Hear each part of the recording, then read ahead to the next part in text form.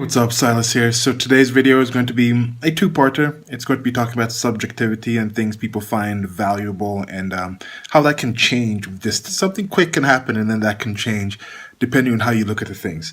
The two things I'm going to be talking about are this thing that happened with Banksy, who is this artist. He started as a street artist, I think graffiti artist. I don't know if it counts as graffiti, but it was things where he'd have things out on the street. Sometimes it would be stencils. And he became very popular. I think he came out, it seems like a decade ago. I could be wrong about the actual dates. But he's been out for a while, and he's gotten to the point where he's popular enough. I saw this documentary where he had like a gallery show that was kind of like an amusement park where they let him kind of organize in what he was doing. He's not somebody that, I don't think his face is known. He kind of is just goes by the name of Banksy, and he's this kind of behind the scenes artist. Well, anyway, so he got popular, he got famous, popular enough to have a stencil of one of his pieces called Girl with a Balloon going up on Sotheby's, which is a big auction house, one of the most popular auction houses in the world. It's going up with Sotheby's and went for 1.042 million pounds. That's about, I think, 1.4, probably about $1.4 million, which is a lot of money. So he's become very popular, and something happened with that, and people have been talking about that. I'll get to that. The other related thing is Jordan B. Peterson. I don't know what the B stands for. It's like Brian, like Bradley. What should be something like Bradley or like Braxton? Jordan Braxton Peterson. It's probably online if I actually look for it. I don't know. I've never actually heard it. But he came onto the scene with the fame. I think the first time he came onto the scene, came onto the scene, skeet all over the walls. Not in that sense, but he was a professor at the University of Toronto, and there was this event with the progressives that you have at universities now, and he went up there and he stood his ground. He's like, I don't have to call you by your pronouns. That was the main thing that was going on. I think one student was saying, you have to call me by whatever pronouns I choose. He's like, no, you can't organize, you can't choose what I do with my speech in that way. And then it turns out that Jordan B. Peterson has been a professor for quite a while. He's a psychologist as well. Psychologist has something to do with that. And he's rather well credentialed, and he's written different books, and he's become very popular, exploded onto the scene, and a lot of people have jumped behind him. His most recent book, I think, was the 12 Rules of something. I know there's one thing they like clean your room. He's been memed a lot. He's kind of championing masculinity to a lot of people. I think a lot of people in the West, a lot of boys and younger men in the West have been bereft from a good positive male role model, and he's come in and actually been, I think, one of those things for a lot of people. And one of those things like clean your room and just getting responsibility and things like that. I personally heard about him from that University of Toronto thing. I've seen him on other things.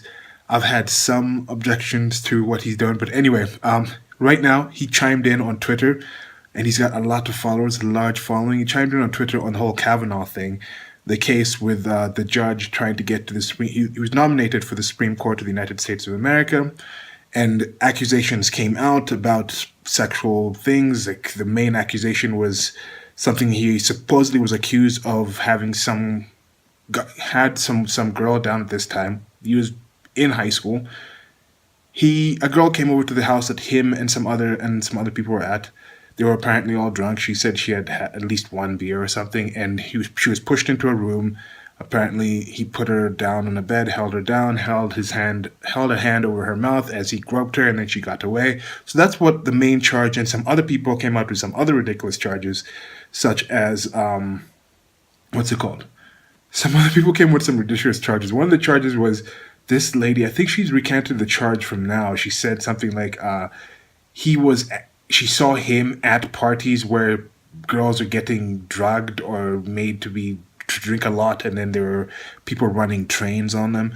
So there's some absurd things have come out, and people have just come out, and there was a testimony, a hearing in front of this the Senate Judiciary Committee came out and had a hearing and a testimony from the main accuser for that first situation of the holding the hand down. Then Judge Kavanaugh went out there and he had to answer some questions. And it's just been whole kerfuffle, whole mess. And some people are just melting down in the country. I mean, it's showing a lot of things, the attacks on the assumption of innocence and just how this whole believe all women thing, which I think is getting to the levels of absurdity. But anyway, so he chimed in on that and said, okay, if Brett Kavanaugh gets confirmed, and that voting is probably going on right now as we speak, as I record this, if he gets confirmed, he should step down. And then he goes further and doubles down on that. That was in response to somebody else writing something. And that's what the second thing I'm going to talk about. But it's been a 5-minute intro already. What's going on the screen as I've been talking about this is what's happened with this Banksy thing. This is the Banksy piece. I'm going to read what the first time I actually heard about this was in the Irish Post. And here we go. It's just... I'm going to leave links below to this. But I just did my own pen. It's like Inktober, this thing on Instagram where they actually do like every day you're supposed to do something with ink. And I like to draw. I haven't been participating in Inktober. It's 6 days in. I might jump in on it. I might not. I'm not sure. But anyway, so I just did a copy of the Girl with the Balloon, which is the main piece. So I'm just going to read what's here, and then I'm going to talk about kind of my thoughts on this. So a famous stencil spray painting by the elusive artist known as Banksy began shredding itself immediately after it was sold at auction. The piece titled Girl with the Balloon fetched £1.042 million at the Sotheby's London last night. But as soon as the hammer went down on the deal, the canvas passed through a shredder which was hidden inside the frame. Banksy posted an image on Instagram of the shredded work dangling from the bottom of the frame with the title Going, Going, Gone. So this is Banksy's account here. 2.9 million followers for Banksy. He's doing pretty well. This image has 510,794 likes at the time of me talking about this. So yeah, I mean, something happened. People saw it. People have noticed it. Sotheby's today confirmed that there had been a legitimate winning bid on the artwork. The purchaser is said to have been surprised after the newly acquired artwork was destroyed. Alex Brangzik, Sotheby's senior director and head of contemporary art in Europe, said, "It appears we just got Banksy'd." Excuse me. The auction house added that there were discussions with the buyer about what the next steps would be. Many are suggesting that the piece could actually increase in value following the prank. One person tweeted, "It just became worth 3 times as much." Probably a low estimate, as there are always those that have more pocket money. While another wrote, "That's just doubled its value. Very clear." The enigmatic artist created Girl with a Balloon in 2006.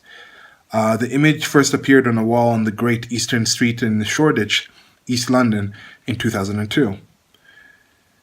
The true identity of the Bristol-born artist has never been officially revealed, despite much speculation over the years. Among his recent works was the 2015 opening of Disneyland. That's what I was talking about. A Disneyland-esque theme park where he described as a family theme park unsuitable for children. In 2017, Girl with a Balloon was voted as UK's favorite artwork. So as you can see as what's developing out there, and you can see it in the links below, it's just a girl with her hand up with a love balloon kind of going out. As I was drawing this, I kind of thought about it. I was like, okay, wait, this is like... is she Sig Heiling? What is she doing with that hand out? Like, if this was a man in a different way, could that be considered something like Sig Heil? And it's just that. So there's a lot that goes with this. But then some people are saying that he's an ass for doing this. It's horrible that he's done this. Like, somebody even equated this to somebody buying a cake and then it having poison in it. And like, that is an absurd comparison to it. It's no way it's like that. This is a situation where this was the piece. When it comes down to it, that piece that was created right there by Banksy, if I was a billionaire, I wouldn't pay $1,000 for it. Not that I'm saying it's crap, I just don't have that value in it. So as it was discussed here, some people, if you think that was worth paying £1.042 million for, it being shredded is not necessarily going to be something you consider is bad. And first of all, it's not. This is the piece that they bought. They bought the piece. It's out there in the frame. You buy the entire thing. You buy what's out there.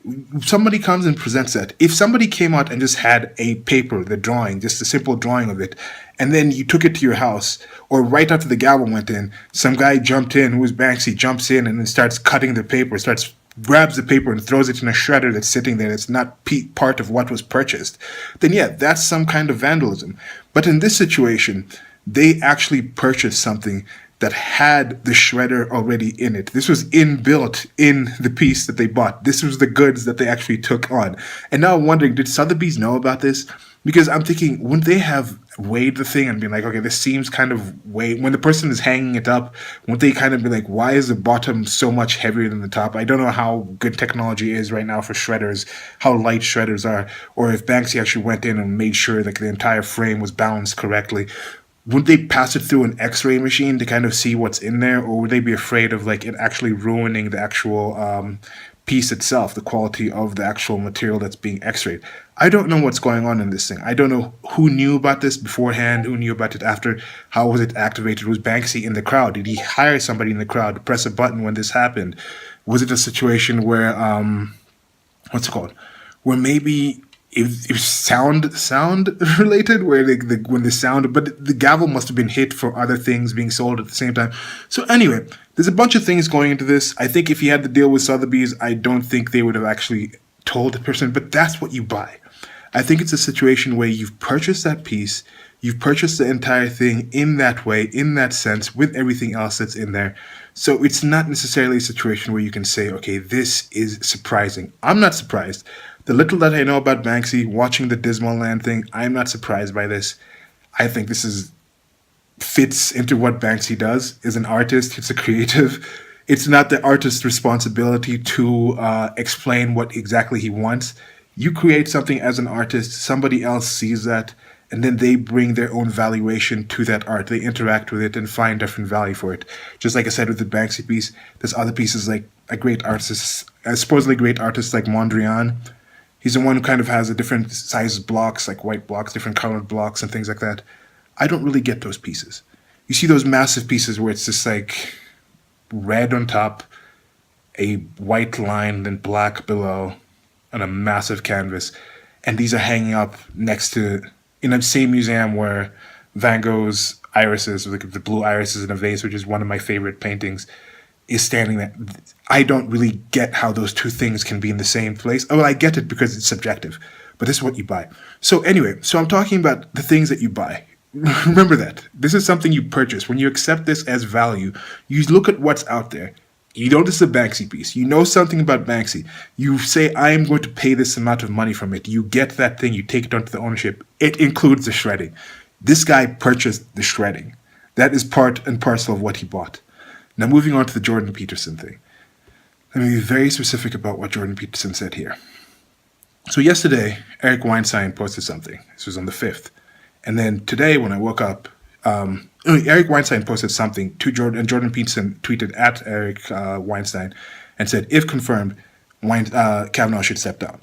And some people in some of the groups in the social circles that I'm in were already freaking out. Like, oh, I can't believe Jordan Peterson's doing this. What's going on? I thought he was based. I thought he was on our side and things like this. And then today, he adds this. I am not certain. This is the words exactly.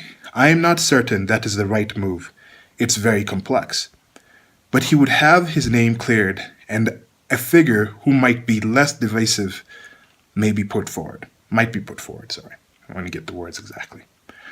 So, from that, some people have been freaking out. Some people have been talking about, oh, I knew this was Jordan Peterson. They're going into like the whole question about them, the tribe, like the Jews are involved in this. Like, oh, he's never been actually on our side. Like, he's never actually talked about the Jewish question, or he's never been so pro like white nationalism. And these are people who I define right now as the salt right, which I think is a really excellent, funny term. And I'm going to do a separate video on like the left can't meme. I don't know if this came from the left, but the left can meme. They just do it in a different language. But anyway, so I think I consider these people in like the salt right, and some people who are listening to my channel might get triggered by that, might think I'm insulting you. But if this isn't you, then it's not you. If you want to actually give me actual evidence of why the things they claim are actually true and I missed out on, I might be wrong. I might be entirely wrong. The Jews might really just have some kind of conspiracy to destroy the West and white people and things like that, even though I think Jews can be white, but that's a separate video. I have a separate video for that. But yeah, so this whole situation, this is what I wrote about it. So some of the very same folk who were very excited about Jordan being popular and pro-Christianity, now discard him for showing something that they disagree with. I support Kavanaugh on grounds of him being a sword to the left, but as a candidate in and of himself, I hear he's closer. He's closer to a constitutionalist. He's somebody who actually will stick to the letter of the law versus trying to translate it for what he thinks they said compared to the time now. He's trying to keep as close and stick as close to the actual words that were written. And I think that's a positive thing because it's something everybody can see.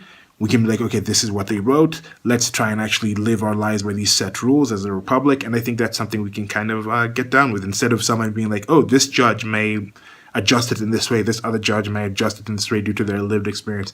I don't like that kind of stuff. So anyway, so there's also a video below I'm going to link about this. Because Judge Andrew Napolitano had this breakdown, it's like about a 5-minute long video for the Mises Institute about the issues with Judge Kavanaugh, his past side rulings and things like that. So, and this is something I asked early in the process because this whole thing has been going around and has really polarized people. Once the accusations came and people could see, hey, these people are actually targeting him. If this is an assassination, a character assassination attempt instead of trying to deal with the actual person. And I asked people, whether you think Kavanaugh is being character assassinated with false accusations, or he's actually some kind of violent sexual offender from when he was a teen and things like that and on. Besides those things, can anybody give me actual positives about him, supports for why he should be on the Supreme Court or why he shouldn't?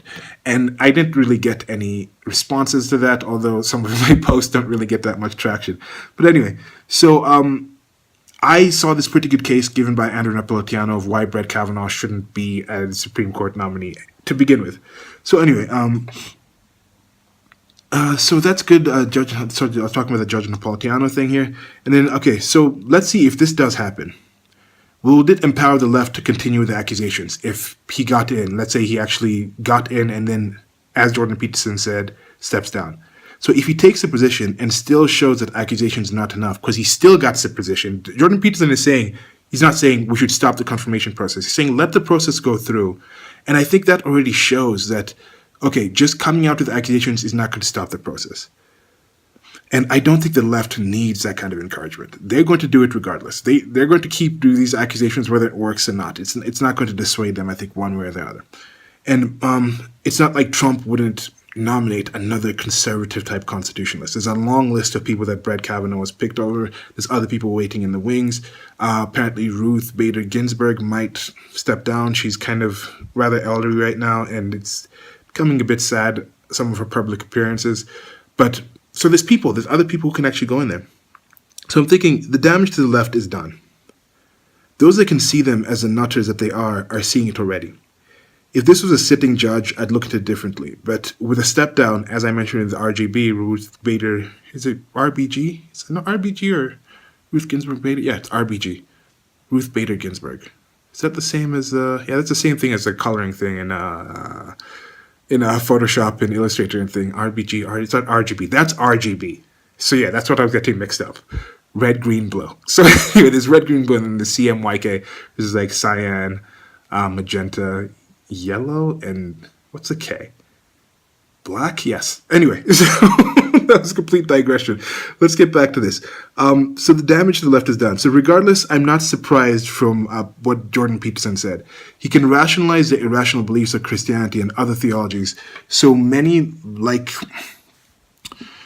like many of us, I do this too sometimes. I'm trying to get better at this. We can come to conclusions that don't follow a majority rational approach to things. Some things I'll be very rational. Some other things I'm trying to reduce them as much as possible. I'll go off the rails and be very emotional or just kind of go logical on this. And another thing I was adding here was Jordan Peterson doesn't have to make an argument, because some people are saying he's not making an argument here, but they're saying, okay, we still need to call him out. And I'm saying, okay, he doesn't have to make an argument. He's correct that the perception is tainted. This whole perception on Brett Kavanaugh, some people are just going to have heard it and they're already equating it with rape, so people don't really know. It's just like it was the main actual thing that went in front of Congress was a situation where it was something that happened when he was 15. People don't know, but they just know that he had this case. It's going to stick with him. So that's already there. And they're not going to know that it's due to a fabrication, but the taint exists regardless. And Peterson mentioned him clearing his name. So Jordan Peterson, by saying he'll have his name cleared, I think this shows that Jordan Peterson is leaning to the side where he thinks it's also a fabrication and he thinks there's nothing there. So you wouldn't say, oh, he'll get his name cleared if you thought he actually had done it, and there's going to be ways to prove that he did it. So another thing is pointing out is definitely important for people you consider on your team, but I don't think there was ever this kind of situation where people think there's a we. You know, they can be, it's not, oh, we don't do this or we think in a certain way. Oh, I thought we had an agreement on this. You can have an us where you can have things, I think this doesn't really make sense. I'm still trying to work on this. There is no we, but there is an us. And I think with the us thing, it's more like us takes both of us to decide, hey, we agree on these things. I'm saying we right there, like there is we. But us is more, I look at it as one or more people coming together and saying, this is what we can agree on. We takes me. All I have to do is be like, hey, we're doing this. But is it something that us can do? No. I'll work on that. But anyway, it's a situation of seeing a lot of people who thought like, oh, Jordan Peterson is just part of us, one of our team and things like that. I'm like, no, the teams aren't necessarily like that. And for me, just as with the Banksy piece, you know what Banksy is. You know who Banksy is like. You know the things that happen with Banksy. So why are you so surprised that you're going to buy a piece from Banksy and it's going to go through a shredder? He's that kind of guy. Jordan Peterson, with the Christianity thing, that was already a red flag for me. And I know I have a bias for Christianity because I was raised in Christianity, in the Christian faith, and it's hampered me, and I've struggled with some of the issues coming from that level of irrationality and lack of logic and faith, where it's like by definition it's besides all evidence out there, you have to believe these things to be true. And Jordan Peterson is one of the greatest apologists for Christianity alive right now, and the same things that were championing him. Once I saw that, I was like, yeah, that shows me that despite all the evidence against there being a God, Jordan Peterson can still find ways to go to large lengths and make amazingly detailed presentations to defend why there is one, based on no evidence that I can see.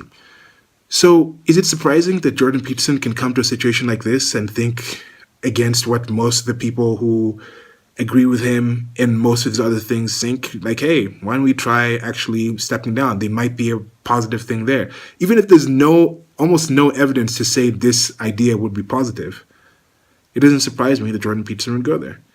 And I think if people understood more and saw the things about Jordan Peterson and accepted where they come from, then this is part of his MO. It's not surprising that he would think this way kind of off the break. It's not surprising that Banksy would do what he did kind of off the break as well. So yeah, that's it for this video. Like, share, and subscribe. That Banksy piece, as you can see, I went up and cut it up at the end there, trying to be a little closer to Banksy and things like that. Anyway, what do you guys think about the whole Banksy thing? Do you think it's art? Do you like his kind of art? Have you heard of him before? What do you guys think about the shredding thing? Do you think it's ruins the worth of it? Do you think he's well within his right to do that? It's a piece. I mean, the guy bought it. And what do you think about what Jordan Peterson said? Yeah, so probably by the time you guys see this video, Kavanaugh will be voted in or not. And then if you're watching this much later, we'd have seen if Jordan Peterson was correct and everything, and if he actually stepped down or anything. Anyway, another really ridiculous thing somebody posted. I think the most ridiculous comment I saw was somebody talking about all the Twitter people telling him, oh no, you're completely wrong. And someone's like, oh, he's going to have to bend the knee to his followers. No. By definition, they're his followers. You don't bend the knee to people who are following you. I don't think Jordan Peterson is that kind of guy. But, yeah. Anyway, like, share, and subscribe. Talk to you guys later. So just finishing off with this Banksy piece. Why did he do this? What are my thoughts on this? Well, I think he was talking about this. He started by doing street art.